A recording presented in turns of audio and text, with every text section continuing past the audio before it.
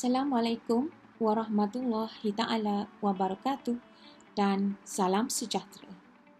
Hari ini, Cikgu Nolida binti Muhammad akan meneruskan lagi perkongsian berkaitan dengan sejarah tingkatan 5 di bawah tajuk Bab 5 Pembentukan Malaysia.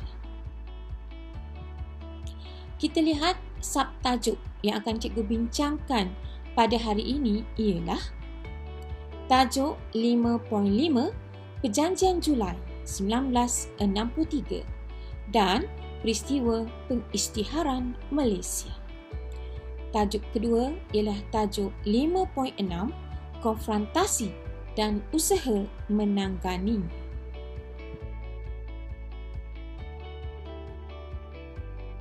Yang ingin Cikgu capai dalam perkongsian ini ialah pelajar dapat menghuraikan kandungan Perjanjian Julai 1963 dan peristiwa pengisytiharan Malaysia.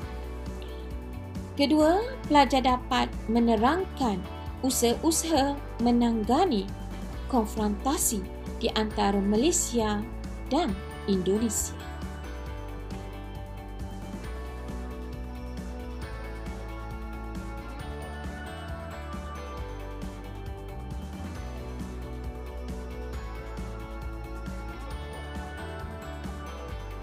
Kita lihat dulu tajuk 5.5 Perjanjian Julai 1963 dan peristiwa pengisytiharan Malaysia. Apakah yang dimaksudkan dengan Perjanjian Julai 1963? Perjanjian Julai merupakan perjanjian Malaysia, iaitu sebuah dokumen yang ditandatangani oleh Kerajaan British, Persekutuan Tanah Melayu, Kerajaan Sarawak, Sabah dan Singapura. Ianya berlaku pada 9 Julai 1963 di London. Terdapat prinsip yang diperjuangkan dalam perjanjian ini, iaitu mengiktiraf hak yang sama kepada semua negeri dalam Malaysia.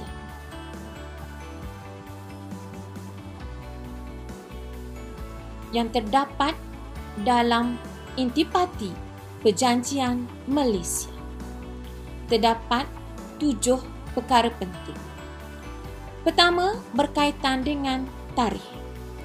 Tarikh pembentukan Malaysia ditetapkan pada 31 Ogos 1963. Diikuti dengan ahli dalam perjanjian tersebut. Ahlinya terdiri daripada Sarawak, Sabah, Singapura dan Persekutuan Tanah Melayu. Perkara yang ketiga ialah dari segi pengiktirafan. Kerajaan British akan mengiktirafkan kedaulatan Sarawak, Sabah dan Singapura dalam Malaysia. Manakala perkara yang keempat berkaitan dengan Kabinet Negeri. Kerajaan memberi kelebihan kepada Sarawak dan Sabah menubuhkan Kabinet Negeri. Terdapat beberapa perkara yang diperuntukkan mengikut tempoh masa peralihan. Contohnya, perkara dalam bidang pentadbiran awam serta pendidikan kepada Sarawak dan Sabah. Untuk makluman semua pelajar, bahasa Melayu digunakan dalam tempoh 10 tahun selepas tahun 1963. Malah pada tahun 1970, Datuk Mustafa Datuk Harun telah menjadikan bahasa Melayu sebagai bahasa pengantar mengikut dasar pendidikan kebangsaan. Manakala pada tahun 1971, Dewan Undangan Sabah telah menggunakan bahasa Melayu sebagai bahasa rasmi dan dalam segala urusan di negeri Sabah. Seterusnya, berkaitan dengan kerusi parlimen. Kerajaan Persekutuan dalam pembentukan Malaysia telah memberi kerusi sebanyak 15 kerusi kepada negara Singapura, 24 kerusi untuk negeri Sarawak dan 16 kerusi untuk negeri Sabah. Manakala dari segi penduduk Bumiputera di Sabah dan Sarawak akan menerima pengiktirafan yang sama seperti orang Melayu dalam perlembagaan persekutuan. Seterusnya, kita lihat apakah yang berlaku.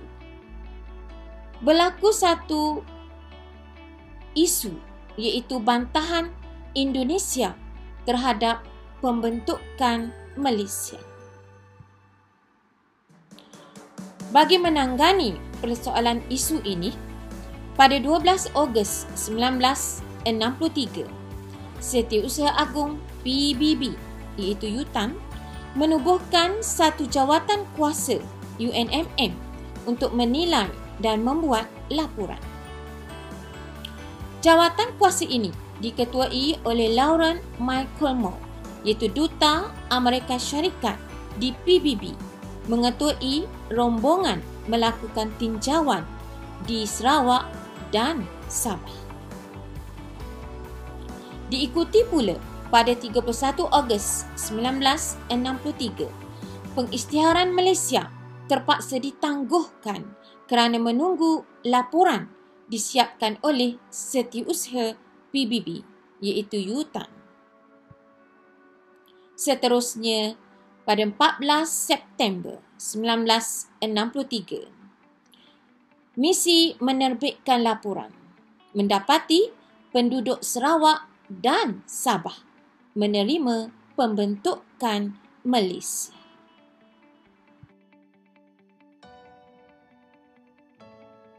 Peristiwa pengisytiharan Malaysia berlaku di 3 tempat, iaitu di Kuala Lumpur, yang di-Pertuan Agong membacakan pengisytiharan Malaysia di Stadium Merdeka dan disaksikan oleh Tunku Abdul Rahman Putera Al-Haj. Manakala peristiwa pengisytiharan Malaysia juga berlaku di negeri Sarawak, Datuk Abang Haji Openg Abang Safi'i mengangkat sumpah jawatan yang di-Pertua Negeri Sarawak. Pengisytiharan Malaysia dibaca oleh Khair Johari, iaitu Wakil Kerajaan Persekutuan di Kuching, Sarawak, yang dihadiri oleh anggota Kabinet Negeri. Manakala di negeri Sabah, Datuk Mustafa Datuk Harun mengumumkan pengisytiharan Malaysia di Kota Kinabalu, Sabah. Beliau menandatangani surat sumpah jawatan yang di-Pertua Negeri Sabah dan Tun Abdul Razak Husin mewakili Kerajaan Persekutuan di Sabah. Seterusnya, kita lihat pula tajuk 5.6 berkaitan dengan konfrontasi dan usaha menanggani. Mengapakah berlakunya konfrontasi? Untuk makluman semua pelajar, pada peringkat awal, Indonesia tidak menentang pembentukan Malaysia. Ianya muncul selepas pemberontakan Brunei pada 7 Disember 1962 apabila Tuanku Abdul Rahman menyatakan Indonesia membantu pemberontakan tersebut. Pada 20 Januari 1963, Dr. Subadrio, Menteri Luar Indonesia, telah mengumumkan dasar konfrontasi kepada Malaysia kerana dianggap mengancam kedudukan Indonesia. Diikuti pula Parti Komunis Indonesia yang menyelar rancangan Malaysia sebagai penerusan dasar neokolonialisme yang dirancang oleh kerajaan British. Apakah ia dasar neokolonialisme? Iaitu satu bentuk peluasan pengaruh politik oleh sesebuah kuasa besar terhadap negara lain. Seterusnya, kita lihat peristiwa penentangan. Terdapat beberapa siri penentangan yang dilakukan oleh Kerajaan Indonesia dalam konsep dasar konfrontasi terhadap Tanah Melayu. Indonesia telah melancarkan satu slogan yang dipanggil Ganyang Malaysia pada 20 Januari 1963. Pada 16 Januari hingga 27 Mac, tentera Indonesia telah melancarkan serangan gerila di Sarawak. 12 April berlaku pendaratan tentera dan separa tentera Indonesia di Tebedu, Sarawak. Diikuti pula pada 29 Disember 1963, peristiwa berbalas tembakan berlaku antara tentera Malaysia dengan Indonesia di Kalabakan, Sabah. Seterusnya disambung lagi pada 2 September 1964, peristiwa pendaratan seramai 30 orang gerila Indonesia di Labis, Johor. Walau bagaimanapun, pasukan ini ditahan oleh pasukan tentera Malaysia. Terakhir, Dr. Ismail Abdul Rahman telah membawa isu serangan ini ke dalam Majlis Keselamatan Pertubuhan Bangsa-Bangsa Bersatu atau PBB. Kaedah provokasi ini tidak pernah mengubah pendirian Malaysia supaya bertindak dengan cara diplomat. Seterusnya, kita lihat pula langkah-langkah bagi menamatkan konfrontasi di antara kerajaan Malaysia dengan kerajaan Indonesia dan Filipina. Terdiri daripada beberapa tahap, iaitu pada tahun 1963, 1964, 1965 dan 1966. Kita lihat dulu apakah langkah yang dilakukan pada tahun 1963. Langkah pertama, UTAN ataupun Setiausaha Agong PBB telah mengutuskan wakilnya CV Narasimhan berunding dengan pemimpin kerajaan Indonesia dan Persekutuan Tanah Melayu. Seterusnya, Presiden Macapagal telah menganjurkan rundingan di Manila dengan negara kita oleh Muhammad Ghazali Shafie.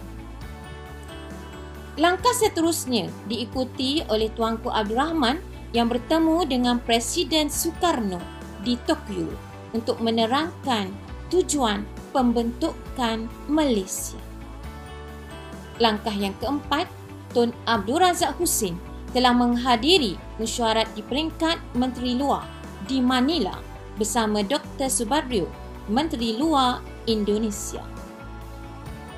Yang terakhir, Tuanku Abdul Rahman telah menghadiri mesyuarat bersama Presiden Sukarno dan Presiden Macapagal di Manila. Hasilnya, kerajaan Indonesia dan Filipina telah menerima pembentukan Malaysia selepas menilai hasil laporan yang dibuat oleh Pertubuhan Bangsa-Bangsa Bersatu. Ekoran langkah menamatkan konfrontasi diteruskan lagi pada tahun 1964.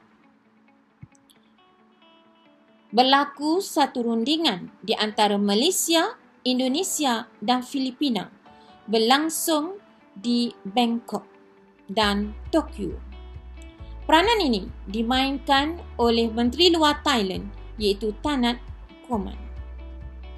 Manakala pada tahun 1965, Jeneral Suharto telah melantik Jeneral Ali Myotopo dan Adam Malik untuk berunding menamatkan konfrontasi terhadap Malaysia. Seterusnya diikuti pada tahun 1966.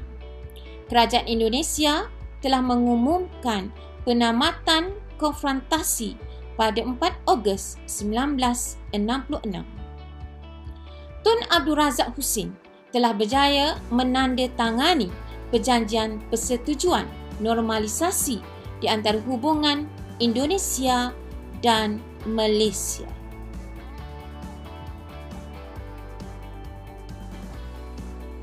Pembentukan Malaysia dan konfrontasi memberikan pengalaman kepada negara kita untuk menguruskan krisis pada peringkat serantau dan antarabangsa. Komitmen tinggi yang diberikan oleh pemimpin dan pegawai kerajaan berjaya mengelakkan masalah ini menjadi konflik yang lebih besar. Oleh itu, penting bagi rakyat Malaysia bersatu padu untuk memastikan kestabilan negara dan mengelakkan ancaman luar.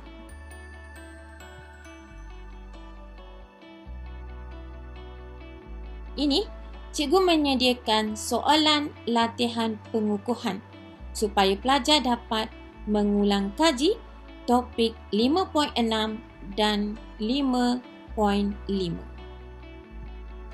Sebelum berakhir, cikgu ingin mengucapkan sekian terima kasih dan jangan lupa like, komen, share dan subscribe channel Sejarah Cikgu Ida sebagai tanda sokongan kepada cikgu. Cikgu sudahi perkongsian ini dengan Assalamualaikum warahmatullahi taala wabarakatuh dan terima kasih.